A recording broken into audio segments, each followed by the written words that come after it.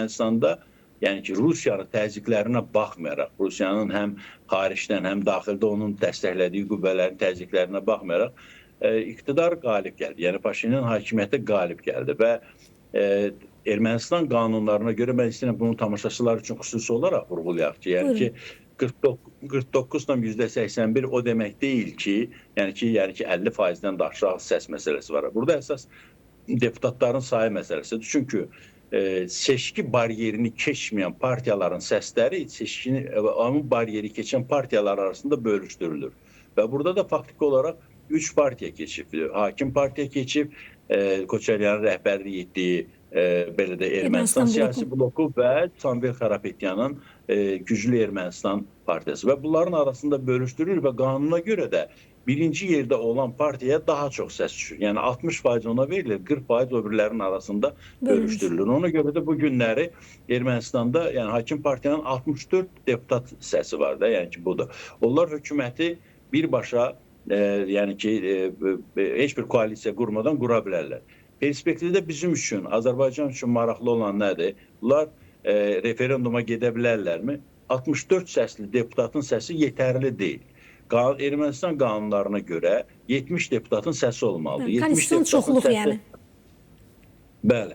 70 deputatı isə, yəni ki, biz fikirləşək ki, 6 deputatı öz tərəflərinə çəkə biləcəklərmi və yaxud da ki, 6 deputatı yox, hansı oradakı blokdan, yəni ki, ya Karapetyanı, ya Koçaryanın adamlarını, onlar razılıq verəcəkmi, yəni ki, konstitusiyanın, yeni konstitusiya üçün referendum keçirilməyini, biləsiniz ki, çox ehtimal demək olar ki, sıfıra bərabərdir. Onlar inanmıram ki, yeni konstitusiya, çünki yeni konstitusiyada biz bilirik ki, əsas məsələ Azərbaycana qarşı olan ərazi iddialarının aradan götürülməsidir. Yeni, bilirsiniz, söhbət sülh müqaviləsindən getmir ki, qarşı tərəflər, tutaq ki, Karapetyan və Koçaryanın da partiyası deyək ki, biz də sülh müqaviləsi tərəfdarıyıq. Söhbət referendumuna gedir, yeni konstitusiyanın yaranması. Yeni konstitusiyanın yaranması məsələsini isə referendum məsələsi yenə deyirəm, 70 səsləndir. Amma burada elə bilmək ki, məsələ tam dalana dirənmişdir. Proses belədir. 50.000 imza ilə müraciət olunur ki, referendum keçirilsin. 50.000 imzanın referendumun keçirilməsinin 70 nəfər səs vermədiyi halda yenidən Mərkəzi Seçki Komissiyasına 300.000 şəxsin, seçicinin daha doğrusu, 300.000 seçicinin imzası tələb olunur. O proses gedir, 300.000 imza toplanılır və bu, mən deyərdim ki, hakim partiya üçün bu qədər problem deyil. Çünki təkcə Paşinyana 727.000 nəfər seçici səs veribdir. Onun yarısını, 45%-ni toplamaq bir problem deyil. Yəni ki, düzdür, zaman aparır, təzyiqlər həmən müddətdə, o zaman müddətində Rusiya tərəfindən də, daxildən də artır. Amma 300.000 imza da toplanıb parlamentə təqdim olunanda artıq burada 70 deputat yox, sadə səs çoxluğu ilə qəbul olunur. Yəni ki, hüquqi yolları var. Ona görə də biz fikirləşək ki, referendum olmayacaq, sülh məsələsi çox arxa plana keçdi. Elə deyil. Yəni ki, bunun hüquqi yolu var. Sadəcə olaraq bu zaman aparan və bu zaman müddətində də Rusiyanın təzyiqlərinin artacağı, eyni zamanda daxildən də təzyiqlərin olacağı mümkündür. Ona görə də bəlkə də çox belə az inandırıcı olsa da bəlkə də fikirləşək ki, hakim partiyadan başqa parlamentdə təmsil olunan iki partiya müəyyən bir razılıq verə bilər ki, yeni konstitusiya haqqında referendum keçirilsin. Biz məsələn, yəni ona görə də fikirləşək ki, sabahları referenduma razılıq veriləcək, referendum keçiriləcəkdir və Azərbaycanla sülh müqaviləsi ən az bu ilin sonuna qədər imzalanacaq. Açığı deyim, mən o belə nikbinliyim yoxdur. Çünki yenə deyirəm, bu prosedur elədir ki, buna maksimum çalışacaqdır ki, o partiyada müxalifətdə təmsil olunanlar mane olsunlar. Və hüquqi yolda həll olunana qədər müəyyən zaman keçəcəkdir. O zaman müddətində də Rusiya sakit dayanası deyil. Amma burada çox böyük bir daha üstünlüklər var. Neçə il, mən deyərdim ki, belə də 250 ildə, hətta mən deyərdim ki, 250 il, yəni ki, hətta Cənubi Qafqazın işğalından əvvəldə ermənilər daimi Rusiyanın yanında olublar. Rusiya onlara həmişə belə deyək ki, hətta müstəqillik dövründə də satellit kimi baxıblar, özlərinin belə deyək ki, əl altıları kimi baxıblar. İndi isə çox ciddi geosiyasi bir reallıq yaranır. Yəni əgər 2020-ci il bunun səbəbi təbii ki, Qarabağ müharibəsində Azərbaycanın qələbəsidir. O vaxta qədər heç 2018-dən 20-ci ilə qədər Paşinyan da Rusiya ilə çox belə deyək ki, isti münasibətlər saxlayırdı. Qarabağ Ermənistandır nöqtə deyildi.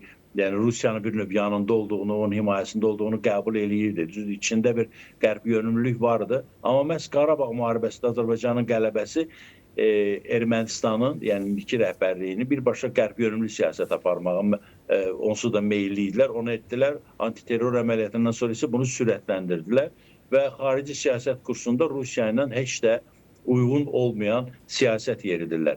Bundan sonra necə olacaqdır? Rusiya ilə münasibətlər elə bir vəziyyətə gəlib çatacaqmı ki, bölgədə, konkret olaraq təkcə Ermənistanda deyil, Cənubi Qafqazda bununla da yeni geosiyasi reallıq yaranıb, Rusiyanın təsiri tamam itəcək və yeni deyirəm 250 illik bir belə deyək ki, o təsir itəcəkdirmi? Mən inanmıram buna birdən-bir olmağına, amma zaman keçdikcə olacaq. Çünki hiss olundu ki, bunu Putin də bilir, Paşinyan da bilir ki, birdən-bir əlaqələrin kəsməsi hər iki tərəfdən kəsməsi heç bir dövlət, heç birinə xeyir verməyəcək. İyunun 1-də Paşinyanın ad gününün təbrik olunması Putin tərəfindən bu bir yumşalmanın bir addımı idi. Ardınca da Paşinyan dedi ki, ilk səfərimi Moskvaya edəcəm. Yəni ki, bu saatları Ermənistan Avropa İttifaqına qəbul edən də yoxdur, özləri də müraciət etmirlər. Sadəcə olaraq belə deyək ki, tədricən Avropa yolunu tuturlar və buna maksimum çalışacaqlar ki, necə əldə eləsinlər. Bax, o sülh müqaviləsi olmalıdır ki, Azərbaycandan ki, Türkiyə ilə sərhədlər açılsın. Türkiyə ilə sərhədlər açılanda Rusiyadan iqtisadi asılılıq aşağı düşəcəkdir. Burada məsələlər, Züleyxa xanım, yenə deyirəm, əgər gözləsək ki, mütləq referendum olacaqdır. Referendumda yeni konstitusiyaya görə Azərbaycana ərazi iddiaları olmayacaq. Bu çox zaman aparacaqdır. Rusiyadan iqtisadi asılılıq o zaman xeyli artacaqdır. Dünənləri Paşinyan çıxış eləyəndə Türkiyəyə, Azərbaycana sanki bir çağırış da elədi ki, biz istərdik ki, sərhədlərin açılması üçün hər iki tərəf belə deyək ki, müsbət, pozitiv addımlar atsınlar. Belə bir o istəyir ki, sülh müqaviləsi, daha doğrusu referendum keçirilmədən, yeni konstitusiya qəbul olmadan Türkiyə ilə sərhədlər açılsın. Hətta Azərbaycanla sülh müqaviləsi imzalansın, özü də harda? Vaşinqtonda. Necə ki, avqustun 8-də keçən il orada paraflanmışdı. Bax, belə bir qarşıda belə bir diplomatik gedişlər var. Gözlənilir ki, yəni ki, referendum olub sonra olsun, yox, sülh müqaviləsi olsun, yoxsa əvvəlcədən sülh müqaviləsi olub, belə də ki, Türkiyə ilə sərhədlər açılsın. Və yaxud da sülh müqaviləsi olmadan Türkiyə ilə sərhədlər açılsın, Azərbaycan da buna xüsusi etiraz etməsin, Türkiyə də bunu, belə deyək ki, Azərbaycandan xahiş etsin. Bax, proseslər bundan sonra bu istiqamətdə davam edəcəkdir. İndi necə gedəcəkdir, təbii ki, bunun gələcəkdə şahid olacaq.